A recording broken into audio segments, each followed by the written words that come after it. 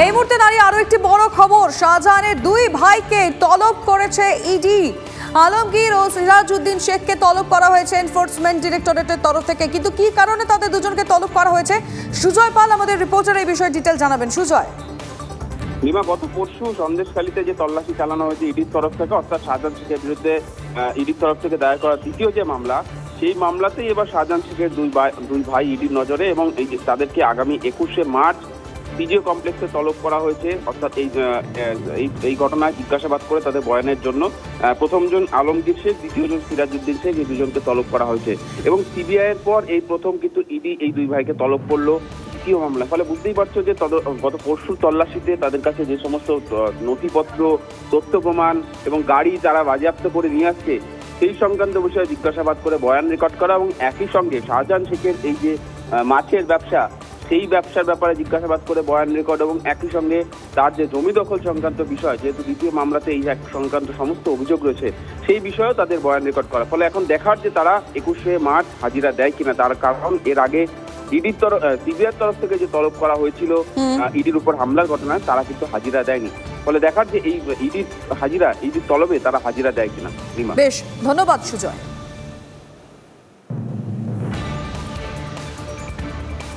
ইডির ওপর হামলাকাণ্ডে শাহজাহান ঘনিষ্ঠ 15 জনকে নোটিশ পাঠিয়েছে সিবিআই। আজকে নিজাম প্যালেসে হাজিরার নির্দেশ দেওয়া হয়েছে।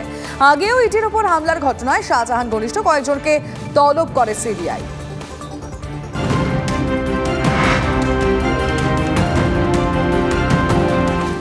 এই মুহূর্তে আরো একটি ব্রেকিং নিউজ, বিধায়ক মন্ত্রীদের বেতন বৃদ্ধির বিলে অবশেষে সই রাজ্যপালের। এপ্রিল থেকেই বর্ধিত বেতনের সিদ্ধান্ত কার্যকর হবে। দুটি বিলে রাজ্যপালের সম্মতির কথা এক্স হ্যান্ডেলে জানানো হয় রাজভবনের তরফে। প্রথম বিলটিতে বিধায়কদের বেতন এবং দ্বিতীয় বিলটিতে মন্ত্রী প্রতিমন্ত্রীদের বেতন বৃদ্ধির কথা বলা হয়েছে।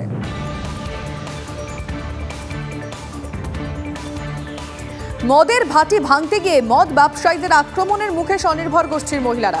5 মহিলাকে বেধড়ক মারধরের অভিযোগ উঠছে। বাঁকুড়ার কতুলপুরের মালিকপাড়ার ঘটনা। এলাকায় রমরমিয়ে চলছে চোলাইয়ের কারবার। নেশার কবলে পড়েছে শিশুরাও।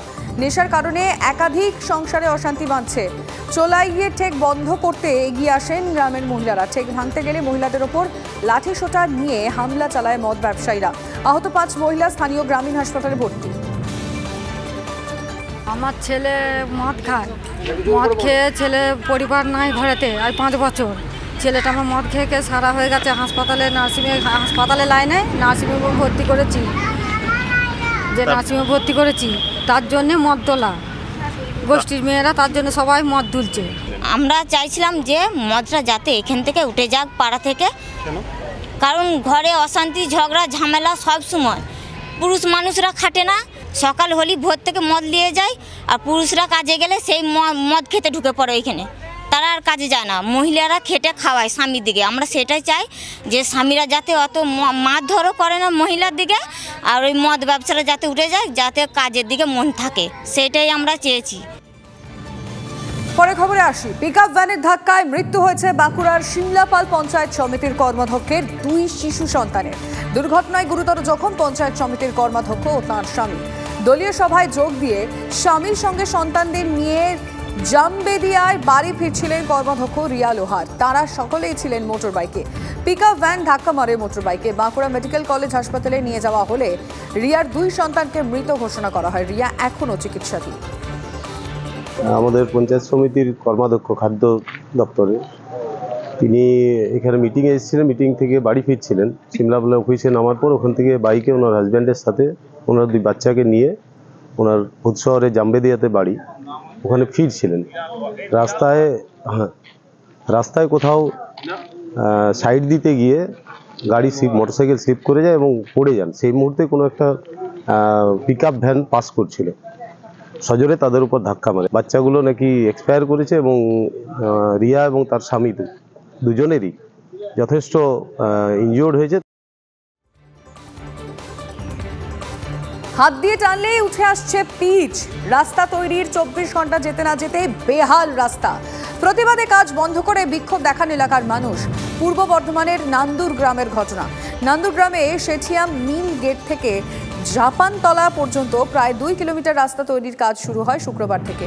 নিম্নমানের সামগ্রী দিয়ে রাস্তা তৈরির অভিযোগ তোলেন গ্রামবাসীরা, যদিও অভিযোগ মানতে নারাজ নির্মাণ সংস্থা। ধুলো পরিষ্কার করে থিকনেস প্রপারলি দিক এবং আমাদেরকে দেখানো হোক যে এত থিকনেস অ্যালয়েড হয়েছে। আমরা সেটাই জানতে পারছি না, কাজটা ঠিকমতো হচ্ছে কিনা। আমরা ঊর্ধ্বতন কর্তৃপক্ষের কাছে এই অনুরোধটা করব।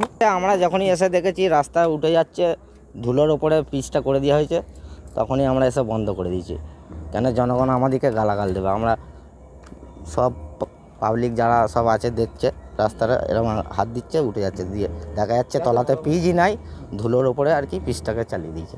আমরা দেখছি কিভাবে করা যায়, সেরকম বলে পিচটা আমরা ভালোভাবে পরিষ্কার করি। ধুলো তোলা হয়েছে, আমার কাছে তার ছবি আছে, আমি দেখিয়ে দিতে পারি আপনাকে। ধুলো তোলা হয়েছে, ঝাড় দিয়ে, ঠিক আছে, ঝাড় দিয়ে না, হ্যাঁ কম্প্রেসার দেওয়া হয়নি। ভোটের বাজার, চারিদিকে ছুটছে গরমাগরম বুলি। মিলিটারির 15 দিন, বাকি দিন থাকবে তৃণমূলে। কর্মী সভায় মানুষকে অভয় দিলেন বাঁকুড়া তৃণমূল প্রার্থী অরূপ চক্রবর্তী। অরূপের অভিযোগ, কেন্দ্রীয় বাহিনী মানুষের মনে ভয় সঞ্চার করবে। পাল্টা কটাক্ষ করতে ছাড়েননি বাঁকুড়ার বিজেপি প্রার্থী সুভাষ সরকার। পুরনো ক্যাসেট শাহজাহানের উদাহরণ টেনে অরূপকে আক্রমণ সুভাষের।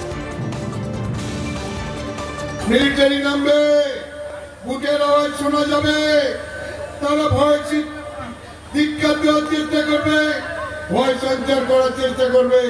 কোনো কথায় কান দেবেন না।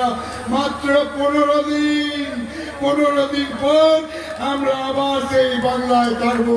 মিলিটারি পুলিশ চলে যাবে, ওরা কিছু করতে পারবে না। আমরা মিলিটারিকে স্বাগত জানাবো। বুটের আওয়াজও শুনবে গ্রামের লোক, কিন্তু বুটের আওয়াজ শুনিয়ে ভয় দেখানোর চেষ্টা করলে আমাদের উপর কোনো যদি অবিচার অত্যাচার হয়, 15 দিন পর সেই ফোর্স চলে যাবে। 15 দিন পর আমরা কিন্তু বাংলায় থাকবো, তখন কিন্তু আমরাও বুঝে নেব।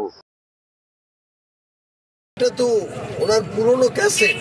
যখন তৃণমূলের গুন্ডারা বিজেপির কার্যকর্তাদের উপর হামলা করে, তখনও উনি সবাইকে বলেছিলেন কাটারি নিয়ে, বটি নিয়ে মারধর করতে।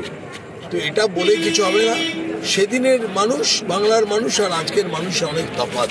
ওনাকে মনে রাখতে হবে, সন্দেশখালিতে মহিলারা প্রতিবাদ করে শাহজাহানকে ঢুকিয়ে দিয়েছে, কাজে উনি তো কোন ছাড়। বাঁকুড়া বিষ্ণুপুরে ভাষা সন্ত্রাস অব্যাহত। বিজেপির সৌমিত্রকে অসুর নরকের কীট বললেন তৃণমূলের সুজাতা। সৌমিত্র থেকে বিষ্ণুপুরকে মুক্ত করার কামনা করলেন সুজাতা মণ্ডল। পাগলের প্রলাপ বলে পাল্টা জানিয়েছেন সৌমিত্র। তার দাবি, মা বোনেদের সম্মান রাখতে জানেন না, তাদের প্রার্থী করা হয়েছে। বাবা বিষ্ণুপুর লোকসভাকে, বিষ্ণুপুরের যিনি বিজেপি প্রার্থী, সেই অসুরের হাত থেকে, সেই রাক্ষসের হাত থেকে বিষ্ণুপুর লোকসভাকে মুক্তি দিক। বিষ্ণুপুর লোকসভাকে একজন অপদার্থ জনপ্রতিনিধির হাত থেকে মুক্তি দিক। অসুরের তো তাও ঠাঁই হয়েছিল মা দুর্গার চরণে, ঠিক আছে। এনাকে অসুর বলা মানে হাইলাইটেড বেশি করা। উনি অতটাও মর্যাদা পাওয়ার যোগ্য নন। উনি একটা নরকের কীট বলে আমি মনে করি। যিনি বাড়ির স্ত্রীকে মর্যাদা দেন না, যিনি বিষ্ণুপুর লোকসভার মানুষকে 10 বছর বঞ্চনা করলেন এবং বাড়ির স্ত্রীকে রাত্রি 3:35 প্রাণ ভয়ে বেরিয়ে আসতে বাধ্য করেছিলেন, তিনি আর্যই হোক, তিনি মানুষ অমানুষ কোনোটার পর্যায়ে পড়েন না। তিনি হয়তো একটা কোথাও না কোথাও আমার মনে হয় তিনি একটা বিষাক্ত পতঙ্গ কীট। ঠিক নেই, তাকে নিয়ে বেশি কিছু না বলাই ভালো। বাট সন্দেশখালীতে মামলাদের নিয়ে তো উনি বলে দিয়েছেন প্রথম দিন যে इतना बड़ा देश में छोटी छोटी घटना घटती है, মা বোনের যারা সম্মান রাখতে জানে না তারা প্রার্থী হয়েছে, এটা রাজনীতিবিদ হিসাবে লজ্জিত বোধ করি।